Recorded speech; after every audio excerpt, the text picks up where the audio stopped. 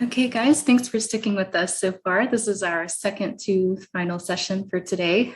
Welcome to the Transforming Libraries for Graduate Students 2022 conference. My name is Elaine Walker from Mississippi University for Women. I'll be collecting questions in the chat for our session, which is called Scholarly Communications for Librarians, Developing a Mentoring Program to Support Tenure-Track Library Faculty. And Anna, the stage is yours. Thank you so much. And thanks to y'all for being here. So there's a Go link at the bottom of the slide. If you'd like to consult the slides or follow along, that's go.uncg.edu/TLFGS 2022. And I'm Anna Kraft. My pronouns are she, her, hers. And I'm the coordinator of scholarly communications and the university libraries at UNC Greensboro. And this is a relatively new position for me. I previously was in a metadata-focused position, though I had responsibilities in scholarly communications, but this is a growing area of my work. So I'd like to start with just a couple of questions. I would love to know in the chat if y'all are at institutions that offer formal mentoring opportunities for library personnel. And if you do, feel free to share in the chat a little bit about your library's mentoring program. In the literature, I found reflected three main areas that we often see mentoring programs, three types: helping new hires understand and become part of the institution or the profession, promoting skill development in certain areas, potentially teaching, research, librarianship, maybe other areas, depending on what your institution does and focuses on, and then maybe helping assist new hires in working toward tenure or promotion, if you're at an institution that has those kinds of structures. And there may be other types of mentoring programs as well. So feel free to type in the chat anything that you'd like to share in this regard. The mentoring program that I'm going to be talking about today is primarily under C, assisting new hires in working toward tenure and promotion, but it offers a little bit in A and B as well. All right, and I'm seeing some answers in the chat. So it sounds like we've got people who are doing all kinds of things. Great. Awesome. Switching gears a little bit, what are the scholarly communication education needs of graduate students? If you can think of any off the top of your head, feel free to share them in the chat. I'm going to go ahead and go to the next slide, which has some of the ideas that I came up with. And certainly these are not the only ones that are out there. There could be lots of other scholarly communication education needs that graduate students have, but these are some of the ones that we see regularly at my institution and some of the ones that I've had direct work in these areas. And now I'd like to know and think about the scholarly communication education needs of academic librarians, particularly those who work with graduate students. And yeah, y'all have some good ideas: citation management, predatory journals, DEI issues in publication. Yeah, those are great ones. My list here for the ScholComm education needs of librarians who support graduate students, this is cheating a little bit. It's the same list that I just showed in regards to just graduate students alone, because we do have to support grad students by understanding their needs when we're thinking about our own ScholComm training. But we also have our own scholarly communication needs, and this can include career development and preparation for promotion and tenure, if you're at an institution that has those structures in place. So here's an overview of what I'm going to talk about today. First, I'm going to talk a little bit about scholarly communications training for graduate students at UNCG, and then about our faculty peer mentoring program that we have in the library. And then I'm going to talk about connections between these programs and challenges and lessons learned that affect them. And if you've got questions along the way, please feel free to enter them in the chat. So first, let's talk about ScholComm training and education, particularly for grad students. In my library, this is a team effort. So I'm the one that has ScholComm in her title, but many other people are involved in this work as well. So we have a liaison structure at UNCG where each campus department has an assigned liaison librarian. And many scholarly communication requests are handled directly through the liaisons. Students and faculty have relationships with their liaisons, and they may be most comfortable just reaching out directly to their liaison librarian. So that makes a lot of sense, and it's a quick and easy way to often get some of those questions answered. When things come up that maybe the liaisons aren't prepared to handle, they may get referred to me. So I serve as a resource for the liaisons and for other personnel in the libraries and on campus. So some questions may come to me through the liaisons, some may come directly from the student or faculty member or library personnel who has a need in that area. And then I also want to acknowledge that other library personnel have expertise in various areas in the scholarly communication universe. Copyright, open educational resources, for a few examples in my library, and they become part of projects and conversations as needed. One focus area at UNCG for scholarly communications work is education and outreach on campus. And prior to the pandemic, even continuing into the start of the pandemic, we had a workshop series for graduate students called Digital Methodologies. These workshops included sessions that addressed scholarly communication topics. And the pandemic really impacted this work. So mainly what I'm going to talk about is the sessions that we had prior to the pandemic. So our planning group included representation from within the libraries and outside the libraries. In the libraries, we had subject liaisons. I was on there for ScholComm work, and then representation from our digital media commons. We also had representatives from the graduate school and from the Digital Act or DACTS studio, which is a non-library unit that is based in the library that helps with the creation of digital products and projects like podcasts, videos, presentations, and similar things. And this group working together, all of these groups provide various types of training and outreach to grad students. So we were trying to work together to collaborate and reduce duplication of effort. So for a session that we did in 2019, in that fall semester, these were the research track sessions. We were talking about citation management, open access, research identity, and scholarship metrics. And we were planning to do another workshop in 2020, but due to the pandemic and to some changes in personnel, we had to kind of put that idea on hold. We are still offering ScholComm education for campus audiences, including, but not limited to, graduate students, but no longer through that digital methodologies program. So our recent ScholComm education focus areas have included NC Docs, which is our institutional repository. We're always trying to get the word out about that. Open access in general, selecting quality journals and avoiding predatory ones, funding support for open access publishing. We're really active in transformative and read publish deals. So we're trying to share information out about the discounts and credits that we offer with various publishers for reducing or removing article processing charge costs. And then researcher identity management tools. That's been an area where we've gotten questions and requests. So we've tried to offer programming in that area as well. How do these programs get delivered? Our online learning librarian runs a research and applications webinar series, and this has been a good home for some of that ScholComm programming. There's also other programming that gets delivered through that series. The library has other professional development series programming at different times of the year, or when we have different initiatives that are going on. We also do sessions for academic departments and courses and other campus groups or committees by request. And then other professional development conferences and events on campus. We try to play a part when there's an appropriate connection in content. How do we decide what programs to offer? Sometimes it's direct requests from instructors, departments, committees. Sometimes it's in consultation with partners, which might be the graduate school or the Digital Act Studio or others. Often we're trying to highlight new or developing initiatives. Right now, we have some open educational resources grants that we are trying to get faculty to apply for. So we want to get the word out about that. And there's some professional developments offerings that are around those grants. And then when we've identified certain areas of need, we try to have sessions that will address those.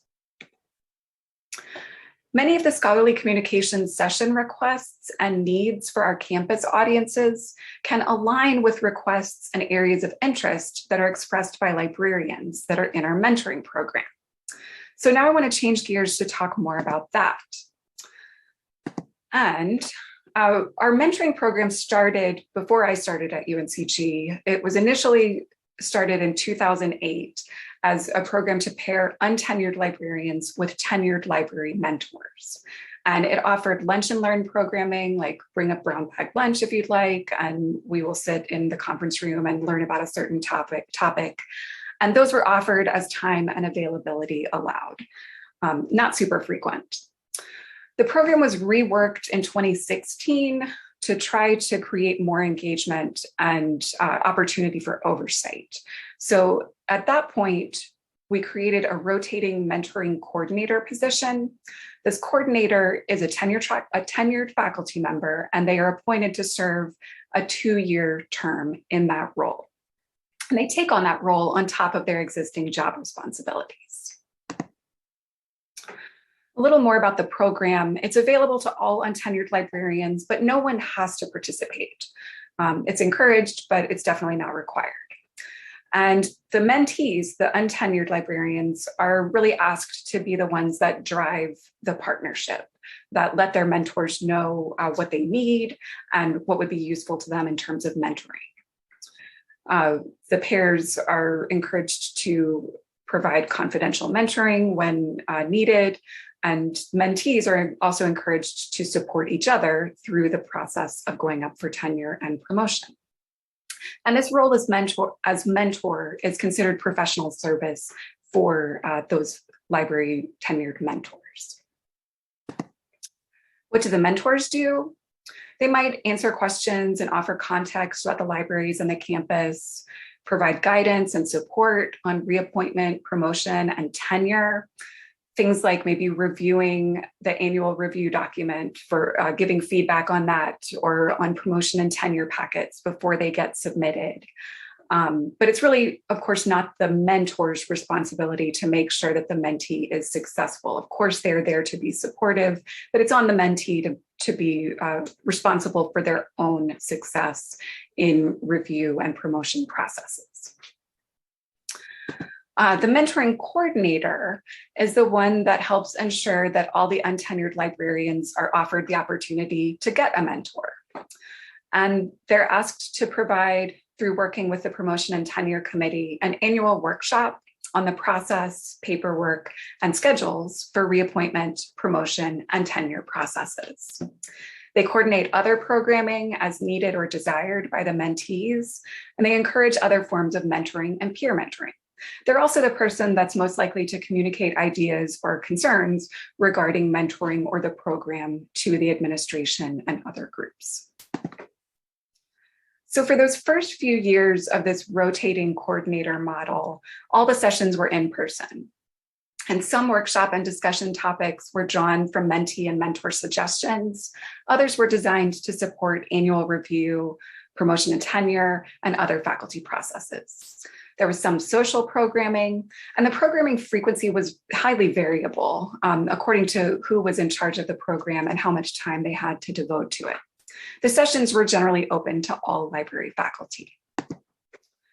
And some examples of programming from those first few years, talking about professional conferences, faculty governance, professional service, a workshop on conducting research, best practices for annual reviews and peer reviews, and of course, sessions about reappointment and tenure. So I took on the role of mentoring coordinator in July of 2020.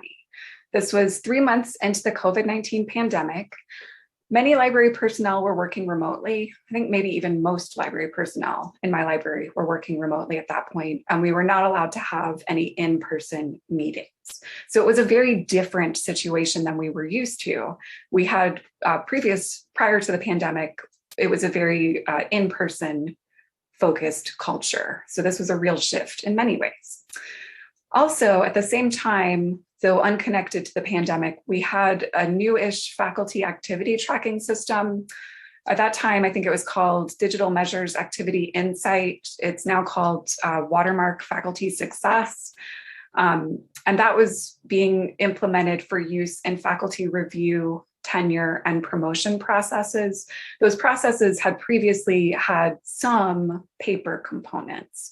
So this was moving us to an all online process, which was another change in this area that was happening simultaneously. And for me, though it wasn't in my title yet, scholarly communications, that was a growing area of my work. So in getting started as the coordinator of the mentoring program, one of the first things that I did was a survey of participants. And this is an example of one of the questions from that survey. There were some others, but this is where I suggested some potential topics that people could provide, whether or not they were interested in sessions on those particular topics. And there were also opportunities for people to provide suggestions on other things that were interesting to them that could make good sessions for peer mentoring. So the programming for this cohort, which is coming to an end at the end of June, all of the sessions have been conducted virtually through Zoom. We are back in the office, many of us at least, but many of our meetings have stayed online, and we do have some colleagues that are still working partially or fully remote. So having those sessions via Zoom allows everyone to participate. I've been trying to offer about one session a month. It doesn't get quite to 12 a year, but it's been close. Because there have been a lot of session ideas offered and a lot of opportunities for programming that's relevant to people.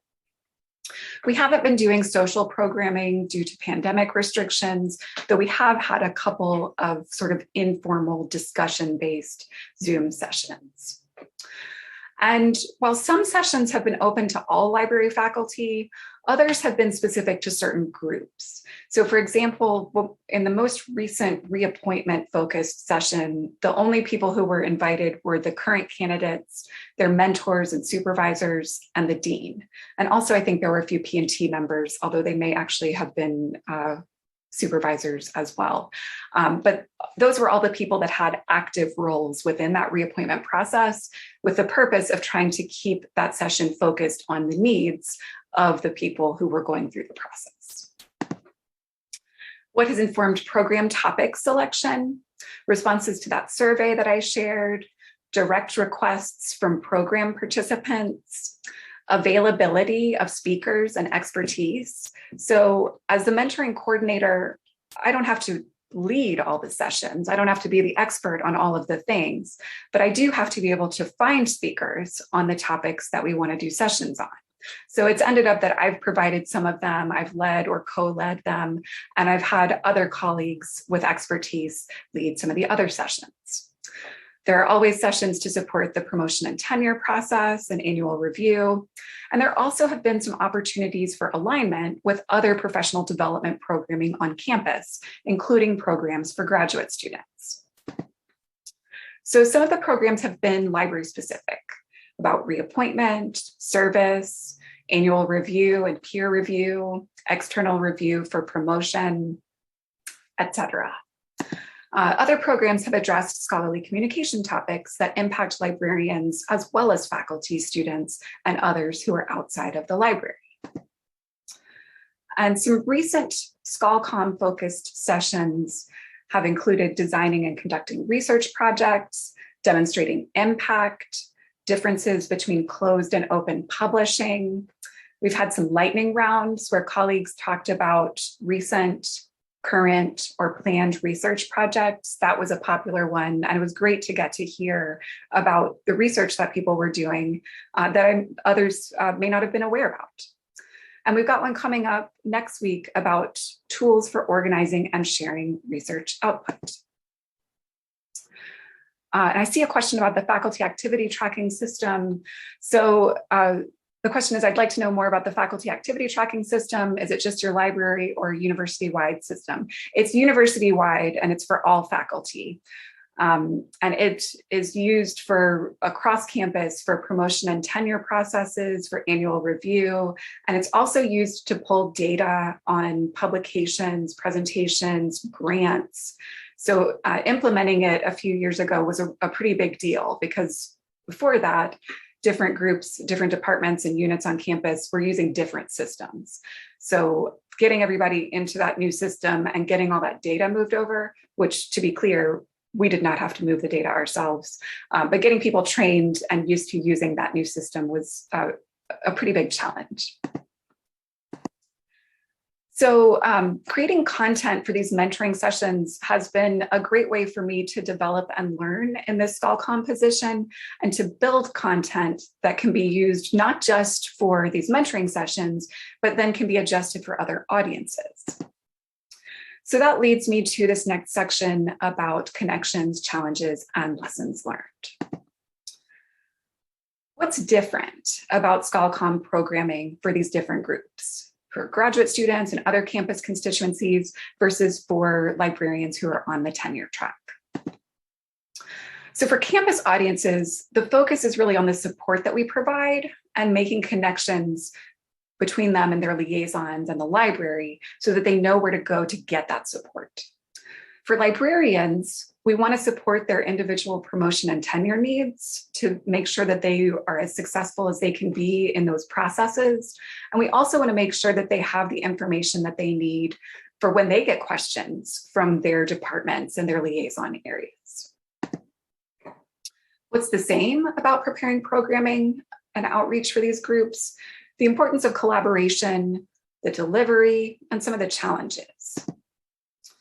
Collaboration is really important in both of these areas. As I mentioned a minute ago, the mentoring coordinator doesn't have to be an expert on all of the programming needs. They could collaborate with the promotion and tenure committee, with department heads and other faculty supervisors. These groups may be able to help with some of the annual review, peer review, promotion process questions, and content topics. We have a liaison to our faculty activity tracking system. So that person has been really helpful in terms of preparing information about implementing and using that system. We've had individual faculty members who have expertise in certain areas provide sessions on those areas, and also colleagues in other departments. It doesn't have to be librarians who are providing this content. If there are people elsewhere on campus or outside of the library faculty, even outside of the institution, they might be good partners in developing session content. In terms of collaborating to provide training for grad students and others, the liaison librarians for us are often the source of programming requests or a bridge toward making connections with departments and courses. This can lead to co-teaching opportunities and also collaboration with other partner groups that I mentioned before, like the graduate school, to reduce the duplication of effort and provide coordination when thinking about developing programming. So with delivery, before the pandemic, we were very focused on face-to-face, though we were trying to develop more hybrid and some online programming as well. So a lot of the sessions were in computer labs, they were very interactive, and we were also developing modules through slides, LibGuides, online tutorials. Since the pandemic, we've been much more focused on online content and delivering sessions through webinars, via Zoom, and recording and hosting them on YouTube. So the challenges in these areas, time has been the biggest one. We're being asked to do more with less. We've got a shrinking budget and a shrinking staff, and it seems like more expectations being placed on us, unfortunately. And I know we're not the only ones that are in that situation. Expertise can be a challenge, finding or building expertise for developing areas. And that takes time, reaching out to people, making those connections, or taking the time to build expertise. Determining content focus areas can also be a challenge. You can't do everything. and figuring out what the most important topics are and who needs them and how to identify those needs. That can also be a challenge. Sustainability in times of change. We're approaching a changeover with the coordination of the mentoring program. So I will step out of that role this summer. Someone new will step into it. So I'm thinking about succession planning in that area. And then assessment. This is an area personally that I find challenging because it's one that I don't have much experience in. So I want to say a little bit more about that. In working with some of our liaisons, a lot of them have systems in place where they are very used to setting up and sending out surveys. So I've been working with them on a lot of these professional development programs in terms of assessment. Then thinking about receiving direct feedback and requests from attendees or repeat requests for sessions in terms of thinking about if things are going well or if things need to be tweaked. And assessment is definitely an area where I'm looking for ideas. So if you have thoughts, please share them. Future directions, continuing to think about identifying appropriate partnerships, determining content needs, building skills and continuing to develop, and making connections with people who already have those skills that we need. Thinking about succession planning, and of course, thinking about assessment and growing in that area. And we only have a few minutes, but if you have thoughts or questions about any of this, if you've got challenges or successes related to scholarly communications training or to mentoring programs, then I would be delighted to hear about that. I'm going to go ahead and move on to the next slide, which has my contact information and a link to the slides and the credits. These are from SlidesGo. So I want to thank y'all for being here today and thank Wendy and the group for putting on such a great conference. And if you have any questions, please feel free to share them. Hey, Anna, it looks like we have a question from Rachel. She asked, I'd like to know more about your faculty activity tracking system. Is it just like your library or is it a university-wide system? Yeah, so I answered that in the, when we were talking through this, but yes, it's the university. It's not just the library. And it's called it was previously called Activity Insight. It is now called Faculty Success from Watermark. It has changed names a couple of times. I know there are a lot of different faculty activity tracking systems out there, but that's the one that we're using right now. Thanks. Excellent, thank you.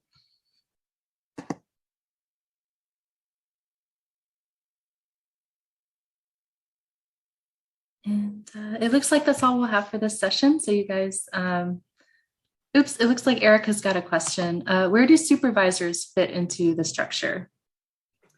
Great question. Yeah. So the supervisors are really important mentors for our library faculty. And this mentoring program sort of gives people another option in terms of somebody else to connect with who is not their supervisor. The supervisors are a big part of all of the review processes and the promotion and tenure review processes and annual review. So they have a very formal role in all of these faculty processes. And the mentors are generally people who it's actually not allowed to be someone's supervisor.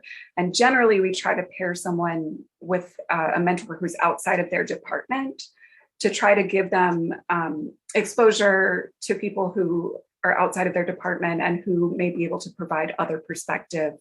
And of course, people develop informal relationships with mentoring where they may be sort of self-selecting. But yeah, mentoring can come from a lot of different areas.